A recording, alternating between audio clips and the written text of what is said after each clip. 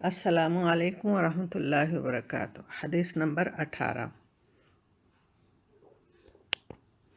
بسم اللہ الرحمن الرحیم۔ الحمد للہ رب العالمین والصلاة والسلام علی سیدنا محمد الرحمۃ للعالمین۔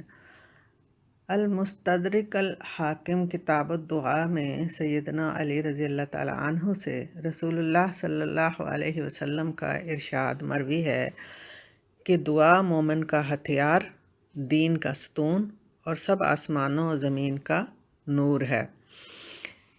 بے شک جب سارے ظاہری اسباب و عوامل ہاتھ میں نہ رہیں تو دعا ایک ایسا ہتھیار ہے جس سے اللہ تعالیٰ بندے کی ایسے طریقے سے مدد کرتا ہے جہاں اس کا کوئی نہیں جاتا۔ دین کا ستون اس طرح ہے کہ ایمان باللہ، مکمل توحید کا مکمل فلسفہ اسی دعا کے تعلق سے جڑا ہوا ہے۔ شکر کا موقع ہے یا صبر کا مقام، اللہ تعالیٰ سے تعلق دعا کی وجہ سے قائم ہے۔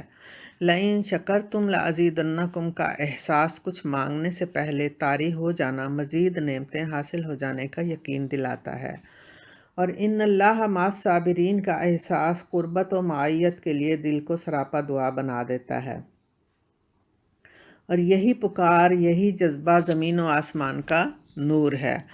دعا دراصل الحاح زاری سے کی جائے تو نافع ہے، یعنی دعا میں خشوع ہو، عاجزی ہو تو وہ دعا نافع ہے، نفع دیتی ہے۔ لوگ سمجھتے ہیں کہ دعا کے الفاظ ہی شاید قبولیت کا راز ہے، یعنی دعا کے الفاظ ایسے ہوں کہ جس سے اپنی کیفیت کو ظاہر کریں، بہت خوبصورت اور بہت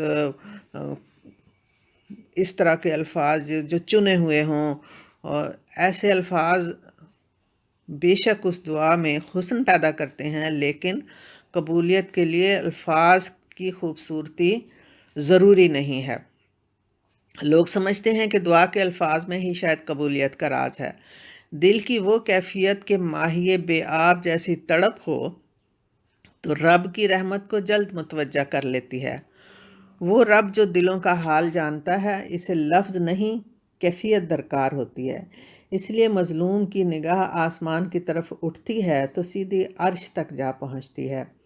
دل سے نکلی آہ کا کوئی لفظ نہیں ہوتا، صرف کیفیت ہوتی ہے۔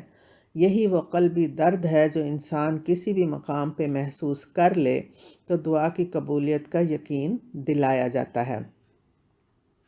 کسی بت خانے، قبر یا مزار پہ یہ کیفیت ہو جائے تو اللہ اپنے بندوں پہ بہت شفیق و مہربان ہے۔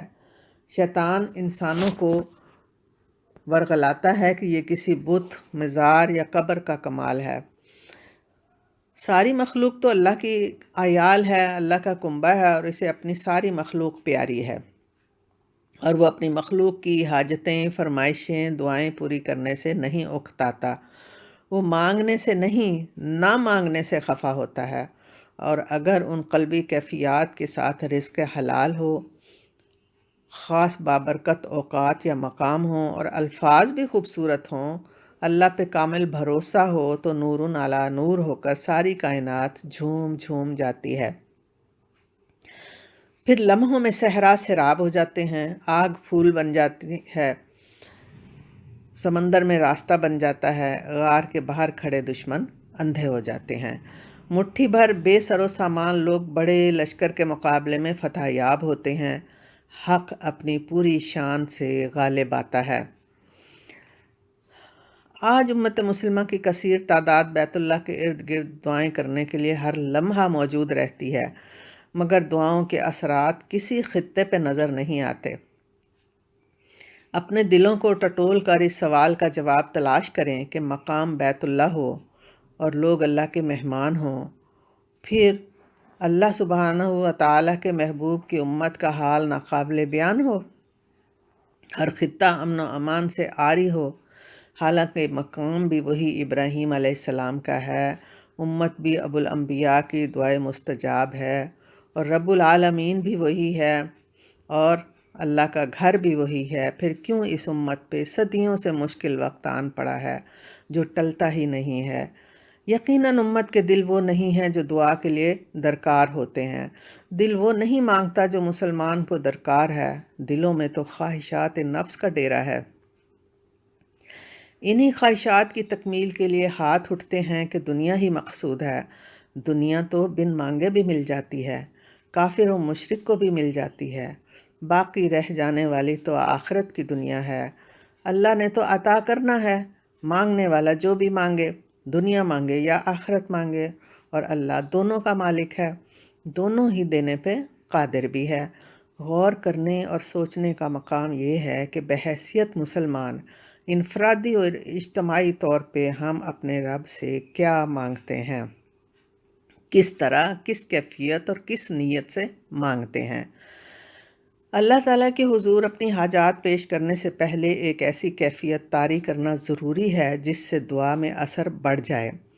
وہ کیفیت خود بخود دل پہ طاری ہو جائے گی جب مانگنے والا اپنے منعم حقیقی کے سامنے ان سب نعمتوں کا اعتراف کر لے جو اسے اس رحمان ذات نے اب تک بن مانگیا عطا کر رکھی ہیں، اور شکر گزار ہو ان مقبول دعاؤں کا، آرزوؤں اور تمناؤں کا جو اس سے پہلے رب کی طرف سے پوری ہوتی رہی ہیں، اور وہ یہ یقین رکھے کہ وہی رب اب بھی میری دعا کو رد نہیں کرے گا، یعنی لَإِن شَكَرْتُمْ لَأَزِيدَنَّكُمْ کا اصول یاد رکھے۔